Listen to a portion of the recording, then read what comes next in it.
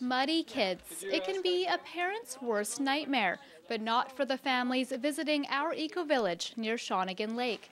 You see, these youngsters are taking part in a natural building activity, or rather, an improvised version of natural building. Normally you would place the mud on top of the mud and build your wall in a nice shape. What we did, because there was so much energy in that group, is I had this opportunity of just letting them go at it and throw the mud at the wall. I made stomping and I throwed out the walls and I squished the walls. And they also climbed up the walls. The material they're using is cob, which consists of clay, sand, straw, mud, and earth.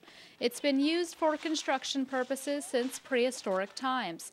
Families learn more about this material at our Ecovillage's Permaculture Design Certificate and Earth Dance Children's Camp. It's a way to just kind of get families to come together, and basically the adults can learn about permaculture, and then the kids also are kind of preoccupied as they learn. I mean, when I found out about permaculture, it was one of those moments where you say, how can I, once you know, you can't not know. And so I wanted to get involved in ways that I could do things with my family and get a twofer, so she learns along the way. I think it is super empowering and for anybody really to know with your whole being that you can build yourself a house. And after a few days workshop, that's the feeling people have.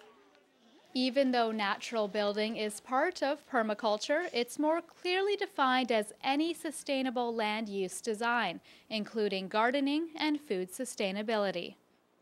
If you look at a forest grows on its own. It doesn't need anything extra, it doesn't need fertilizer, it doesn't need water.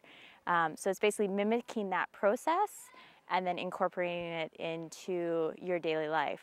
Can we imagine a future where our children are not having to take courses to learn how to live sustainably, where reskilling isn't even a concept, where everybody and anybody actually has as a first thought and a lifestyle choice that we do live lightly on the land, that everything is interconnected in the spaces and places of our lifestyle?